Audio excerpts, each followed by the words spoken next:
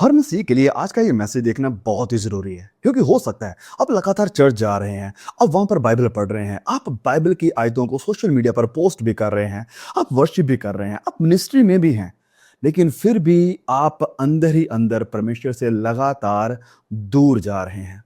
क्योंकि ये जो बैकस्लाइड होना है या विश्वास से पीछे हट जाना है, ये तुरंत या एक दिन में नहीं आता। ये धीरे-धीरे होता है और आपको पता भी नहीं चलता कि कब आप प्रभु से दूर चले गए। और ये बहुत बार हो सकता है, बहुत सारे लोगों से ऐसा हो चुका है कि वो लगातार चर्च में भी थे, उनके ज़ुबान पर यीशु का नाम था, लेकिन कुछ समय बाद पता चलता है वो पीछे चले गए, वो हट गए, वो बैकस्लाइड हो गए, पाप में चले गए। और प्रभु यीशु भी इस बात को क्लियरली कहते हैं जब वो कहते हैं कि तुम होठों से तो मेरा आदर करते हो, पर तुम्हारे दिल मुझसे दूर है। और ये एक बड़ी ही गंभीर बात है और ये एक बड़ी ही सोचने वाली बात है कि अगर खुदाम से यीशु ये बात कह रहे हैं कि तुम लबों से, अपनी जुबान से तो मेरा आदर कर रहे हो, पर तुम्हारे दिल मुझसे दूर है। मतलब तुम वर्शिप कर रहे हो, तुम प्रार्थना कर रहे हो, तुम बाइबल पढ़ रहे हो, तुम मेरे नाम की बातें कर रहे हो, पर तुम्हारे दिल मुझसे दूर है। और अगर हमारी ज़िंदगी में या आपकी ज़िंदगी में ऐसा चल रहा है, तो ये एक बहुत ही खतरनाक प्लेस हो सकती है जहाँ पर आप अपने आप को रखे हुए हैं। तो आज हम इस वीडियो में 5 सिग्नल देखेंगे, जहाँ से आप अपने आप को परख सकेंगे कि क्या प्रभु से दूर जा रहे हैं या नहीं जा रहे। सबसे पहला सिग्नल है कि प्रार्थना अब आपके लिए बोझ और ऑप्शनल बन गई है। मतलब कि अब प्रार्थना आपकी प्रायोरिटी नहीं है। प्रार्थना में अब आपको आनंद नहीं है। प्रार्थना अब आपका दिल नहीं खींचती। प्रार्थना में अब आपका मन नहीं लगता। प्रार्थना अब आपको बोरिंग लगती है। प्रार्थना अब आपको ऑप्शनल लगती है। जब कभी बहुत ज़्यादा फँस गए तब आप कहेंगे चलो प्रार्थना करते हैं। जब कोई बहुत बड़ी मुश्किल आ गई, आप पास्टर के पास जाएँगे या खुद कहेंगे चलो प्रार्थना करते हैं। तो ये आपके लिए एक ऐसी चीज़ बन चुकी है जो कि कभी-कभार हो रही है। अब प्रार्थना में आपका आनंद नहीं है। अब प्रार्थना में आपका दिल नहीं है। अब प्रार्थना में आपका लगाव नहीं है। और अगर ऐसा हो चुका है तो डेफ़िनिटली आप अपने आप को परख कर जान सकते हो कि आप धीरे-धीरे प्रभु से दूर हो रहे हो। ज़ुबान पर तो प्रभु का नाम है, लेकिन दिल उससे दूर है। अब एक दूसरा सिग्नल, एक दूसरा साइन जिससे आप अपने आप को परख सकेंगे कि कहीं आप बैकस्लाइड तो नहीं जा रहे, वो है कि अब पवित्र बाइबल आपको फीड नहीं कर रही है।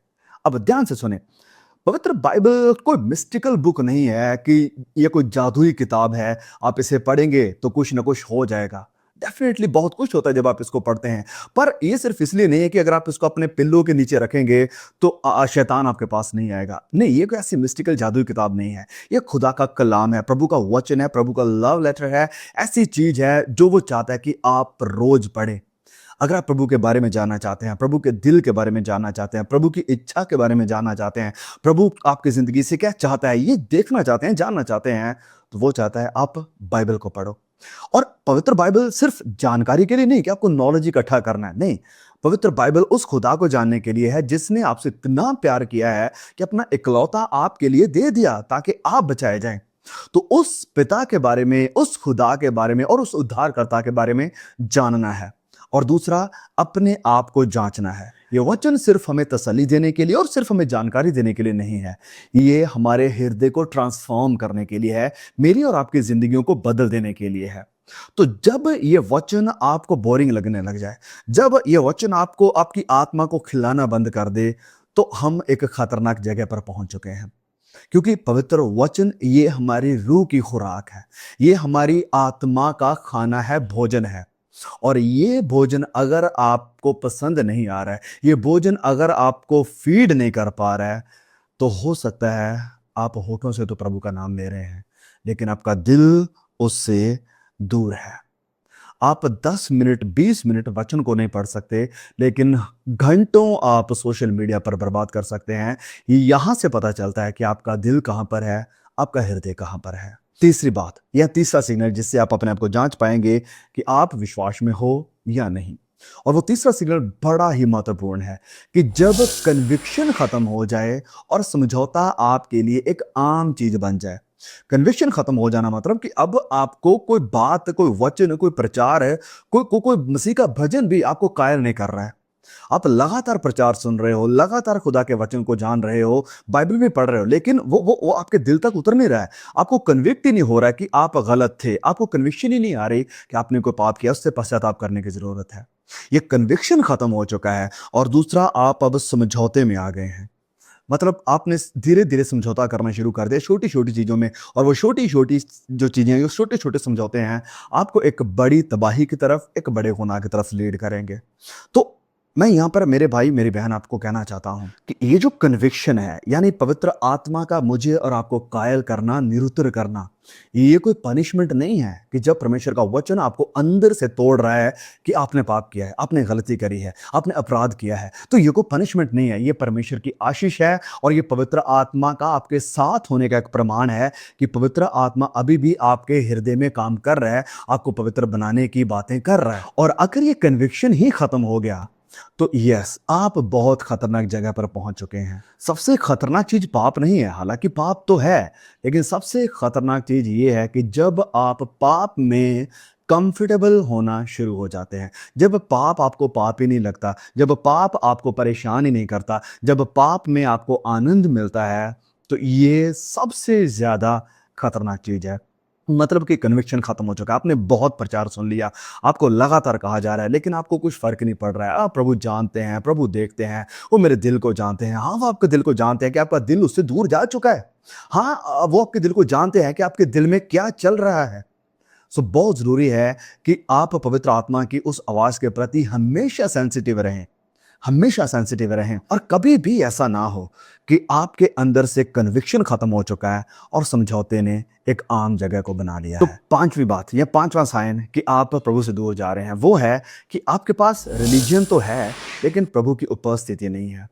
You are doing all the things right, आप टाइम टू टाइम चर्च आ रहे हैं, आप अपना दशवांश दे रहे हैं, आप भजन का हिस्सा भी बन रहे हैं, आप वचन को भी बैठकर सुन रहे हैं, लेकिन आपके अंदर खुदा की कोई भी उपस्थिति काम नहीं कर रही है, वो पूरी तरह से मिसिंग है। आप फॉर्मेलिटी के लिए तो सब कुछ कर रहे हैं, लेकिन अंदर खुदा का कलाम उतर कर पवित्र आत्मा फिर आपको नया नहीं बना रहा है। मतलब प्रभु की उपस्थिति खत्म हो चुकी है आपकी जिंदगी से, और जब ऐसा होता है, ये बहुत भयानक चीज है। हम समसून के बारे में जानते हैं। समसून की जिंदगी की सबसे खतरनाक सच्चाई ये नहीं थी कि अब उसके बाल काटे गए और उसमें ताकत नहीं रही। सबसे खतरनाक बात यह थी कि समसून को पता ही नहीं था कि प्रभु की उपस्थिति अब उससे दूर जा चुकी है। वो चल फिर तो रहा है, वो काम कर रहा है, सब कुछ कर रहा है, लेकिन अब प्रभु की उपस्थिति उसके साथ नहीं है। और ये सबसे भयानक चीज थी और आज भी है कि जब आप सब कुछ कर रहे हैं, चल फिर रहे हैं, चर्च में सेवा, चर्च में काम, चर्च में आराधना, चर्च में प्रार्थना, सब कुछ, पर प्रभु की उपस्थिति आपकी जिंदगी में नहीं है, उसका कलाम आपके दिल में नहीं है, और उसका आत्मा आपके अंदर कार्य नहीं कर रहा है, आपको पवित्र नहीं कर रहा है। ये सबसे खतरनाक चीज है जिसमें आप अपने आप को पा सकते हैं ना। अगर आपको लग रहा है कि यस, ये बातें मेरे ही बारे में थी, बहुत सारी चीजें हैं जो मेरी जिंदगी में ऐसी हो रही हैं, तो अब भाई याकूब आप बताएं कि अब हम क्या करें, what should we do now, हम परमेश्वर के पास वापस कैसे आए। तो सबसे पहली चीज है, सबसे जरूरी चीज, वो है बी ऑनेस्ट विद योरसेल्फ, कि मतलब ईमानदारी से मान लो, स्वीकार कर लो कि यस, मैंने गुनाह किया है, मैंने गलती की है। और ये कंडेमनेशन नहीं है, ये आपको दोष लगाना, आपके ऊपर दंड की आज्ञा लेकर आना नहीं, आपको दोषी ठहराना नहीं है, ये आपको इनवाइट करना है। ये एक इनविटेशन की तरह है, ये आपको वापस बुलाने का एक तोहफा है, एक वरदान है फिर से, कि अब आप मान रहे हो कि हाँ, मैंने गलत किया है, मैं प्रभु से दूर हो रहा हूँ, चीजें सही नहीं जा रही। तो यस, ईमानदारी से पहली बात तो मान लो, इसको स्वीकार करो कि ऐसा है, और फिर स्पेसिफिकली खास तौर पर पश्चाताप करो। एक जनरल पश्चाताप नहीं कि हाँ प्रभु, मुझसे गलतियां हुई, हाँ प्रभु मैं दूर गया, हाँ प्रभु ऐसा हो जाता था, नहीं। स्पेसिफिक पश्चाताप, स्पेसिफिक पश्चाताप आप कहेंगे कि याकूब भाई वो क्या होता है कि यस प्रभु, मैंने प्रार्थना नहीं करी, मैं प्रार्थना को नेग्लेक्ट कर रहा था, प्रभु मैं आपके वचन को इग्नोर कर रहा था, प्रभु मैं संगति को इग्नोर कर रहा था, प्रभु एक ऐसा पाप है जिसके पीछे मैं भाग रहा था, जो मुझे पसंद आ रहा था। स्पेसिफिकली उस चीज को पॉइंट आउट करके उसके बारे में पश्चाताप करो। जनरल पश्चाताप ने कि हाँ प्रभु, जो भी मुझसे गलतियां हुई, हाँ वो तो हुई, लेकिन एक स्पेसिफिक पश्चाताप कि कौन से एरिया में आप प्रभु से दूर जा रहे थे, उसको मानकर उससे मन फिराएं। तीसरी बात, रिमूव द डिस्ट्रैक्शंस। बहुत सारी चीजें हैं जो आपके पीछे जाने का कारण बनती हैं, और उन बहुत सारी चीजों में कुछ भी हो सकता है, आपका फोन हो सकता है, आपका परिवार हो सकता है, एंटरटेनमेंट हो सकता है जिसको आप एंजॉय कर रहे हैं, या फिर आपका बिजी होना हो सकता है, कुछ भी हो सकता है। तो धीरे-धीरे उन चीज़ों को रिमूव करें। मैं ये नहीं कह रहा हूँ कि परिवार की वजह से अगर आप दूर हैं तो परिवार को रिमूव कर देना, नहीं। प्रायोरिटी को वहाँ पर सेट करें। परिवार में प्रायोरिटी को सेट करें, फ़ोन में भी, एंटरटेनमेंट में भी कि क्या आप देख रहे हो? और जो चीज़ें आपको डिस्ट्रैक्ट कर रही है, चाहे फ़ोन पर है, चाहे किसी भी जगह से, उनको रिमूव करो। और चौथी बड़ी ज़रूरी बात है कि एक सिंपल डिवोशन से स्टार्ट करो।